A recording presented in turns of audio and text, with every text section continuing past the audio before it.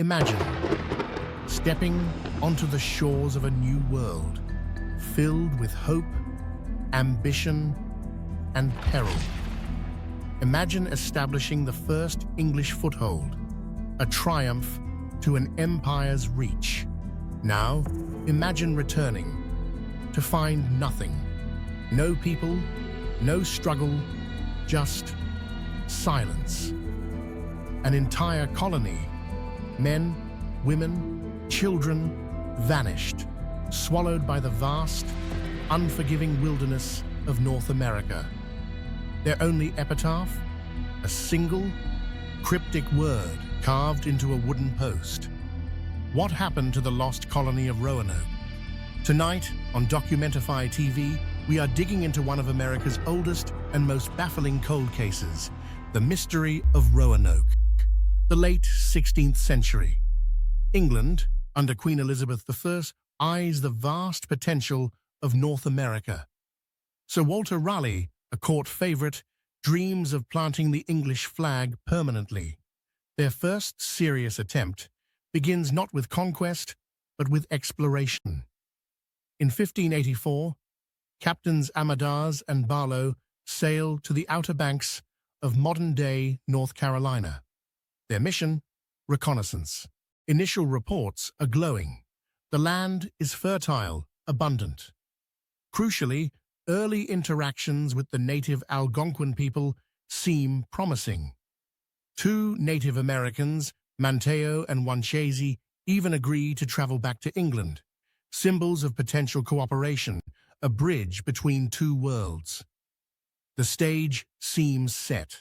In 1585, the first colony arrives, led by Governor Ralph Lane, under the military command of the formidable Sir Richard Grenville. Accompanying them are figures who will become pivotal: the scientist Thomas Harriot, meticulously documenting this new land, and the artist John White, whose drawings offer us a precious window into this lost world. They establish their settlement on the northern end of Roanoke Island. These are the documented facts from this time in history. But the hopeful beginnings soon sour. Relations with the local Croatan tribe deteriorate rapidly. A missing silver cup, a seemingly minor incident, sparks a brutal retaliation led by Grenville. The native village is burned, their crops destroyed. A single cup ignites a firestorm of mistrust and violence. This isn't assumption. It's recorded history, a brutal turning point. Despite the rising tensions, exploration continues. Expeditions probe the Chesapeake Bay, charting the land they call Virginia. Lane, ever wary, makes a preemptive strike, capturing Minatonon, a leader of the Roanoke tribe, based on suspicions of a planned attack. Suspicions documented only from Lane's perspective. Another expedition pushes up the Roanoke River, searching for a mythical source of copper, Chawanis Tematan. They find hostile welcomes and return empty-handed. By June 1586, the Lane colony is struggling. Resources dwindle, hardship bites. Then, appearing like a mirage on the horizon, Sir Francis Drake arrives. Unexpected, unplanned. He offers the weary colonists passage back to England. Facing starvation and uncertainty after a hurricane, Lane and his men accept the lifeline. They evacuate, a confirmed historical event, highlighting the fragility of these early ventures. But the story takes another twist. Mere days after Drake sails away with the colonists, Raleigh's supply ship arrives, finding the settlement deserted. Shortly after, Grenville himself returns with reinforcements, only to find emptiness. Determined to maintain England's claim, he leaves behind a small detachment, 15 men, a lonely outpost against the vast unknown.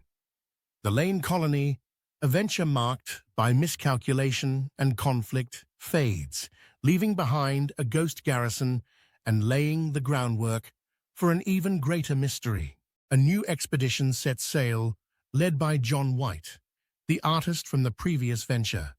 This time, the objective is different: a permanent civilian settlement, the city of Raleigh, envisioned for the shores of the Chesapeake Bay. Crucially, this time they bring families, women and children, around 115 to 121 souls, including White's own daughter, Eleanor Dare, and her husband, Ananias. On Roanoke Island, Eleanor gives birth to Virginia Dare, the first English child born in the New World, a symbol of hope. But fate, or perhaps human error, intervenes immediately. The expedition's pilot, Simon Fernandez, refuses to sail on to the Chesapeake, insisting they remain at Roanoke. A forced relocation, against White's plans, documented and potentially disastrous. They arrive to find the island already steeped in tension. They learn from the friendly Croatan tribe, Manteo's people, that Grenville's 15 men had been attacked, likely wiped out. Not a welcoming homecoming. Seeking justice, or perhaps vengeance, White leads a retaliatory raid. Tragically, in a case of mistaken identity, they attack friendly Croatans, scavenging for supplies. Disaster is averted only by the diplomacy of Manteo, now returned with White, who smooths relations. Manteo is later baptized, christened Lord of Roanoke, a gesture of alliance in a land fraught with danger. Supplies run desperately low. The colonists persuade Governor White to return to England for aid. He departs in August 1587, intending a swift return within 6 months. It's a documented departure filled with anxious farewells. But the world outside Roanoke is in turmoil. England is drawn into war with Spain. The mighty Spanish Armada sails, its defeat consuming English resources and ships. White's 6-month trip turns into an agonizing 3 years. 3 years of silence. 3 years of isolation for the colonists left behind. Imagine their fear, their dwindling hope, cut off from their world. When White finally manages to return in August 1590, he finds nothing. The settlement is abandoned. But strangely, it's not destroyed. The houses have been carefully dismantled, suggesting a planned, deliberate departure, not a panicked flight. And then, the clues. Carved into a tree, the letters, and on a post of the defensive palisade, a single clear word. These carvings are fact, witnessed and recorded by White himself. White interprets this as a sign, prearranged before he left. Croatoan was the name of the nearby island home of Manteo's friendly tribe. Crucially, there was no Maltese cross carved, the agreed-upon signal for distress. White believes they relocated peacefully, an understandable conclusion based on their agreement.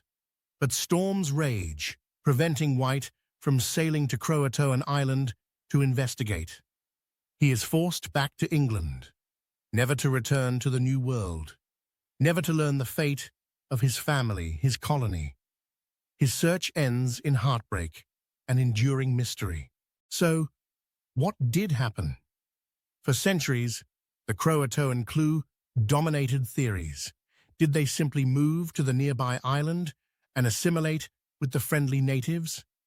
John Lawson, writing in the early 18th century, noted Hatteras natives with European features claiming white ancestors. Local folklore speaks of blue-eyed Native Americans, tantalizing hints. But widespread archaeological proof of mass assimilation remains elusive. Some Elizabethan artifacts, a gold ring, a sword hilt, found on Hatteras or in native villages, clues, yes, but not definitive proof for an entire colony. It remains a compelling, yet largely unproven, assumption. Then, modern science added another layer.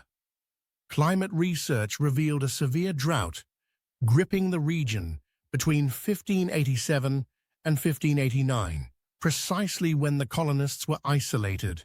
Failed crops, scarce water.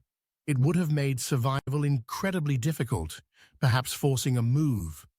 A crucial piece of the puzzle, explaining why they might leave Roanoke, but not where they went, or why they vanished so completely. Archaeology at the Roanoke site itself revealed traces of both European and Native American life, even evidence of a metallurgy workshop possibly linked to Joachim Gans from the First Lane colony. Ghosts of the past, mingling in the soil. But perhaps the most electrifying recent discovery comes from John White's own map from 1585. Using advanced imaging, researchers found a hidden fort symbol, obscured by a patch, located miles inland, near the confluence of the Roanoke and Chowan rivers. Dubbed Site X, could this have been the intended city of Raleigh? Excavations at Site X unearthed late 16th century English ceramics, Tudor pottery, even parts of weapons and tools consistent with the colonists' factual finds. Tangible evidence of the Roanoke settlers far from the coast, deep inland. This discovery challenges the simple Croatoan theory. Did some go inland while others went to the coast? Did they split up? We are left with conflicting clues. Site X pointing inland, Croatoan pointing to the coast. The established facts are few. 2 settlement attempts, White's delayed return, the abandoned site, the carved words, the inland artifacts. The assumptions are many. The meaning of Croatoan, the extent of assimilation, the impact of the drought. Other theories abound. Attacks by hostile tribes, a failed attempt to sail home, lost migrations further inland. Educated guesses built on fragments. The contrast with Jamestown, founded just 17 years later, is stark. Jamestown struggled but survived, learning harsh lessons perhaps from Roanoke's failure, eventually seeding what would become the United States. One colony vanished into legend, the other laid the foundation for a nation. So, how do we reconcile Site X with the Croatoan carving? How much weight can we give interpretations when concrete proof remains just beyond our grasp? The Roanoke colony remains a chapter to the brutal challenges of colonization, the complexities of cultural encounter, and the enduring power of historical mystery when the evidence falls silent. It teaches us how history is pieced together, interpreted, and sometimes forever lost to time. At this time, we do not exactly know for certain what happened during this time, but as pieces come together, one thing remains for certain. The truth is out there. That's it for today's video, folks. See you next time, right here on DocumentifyTV.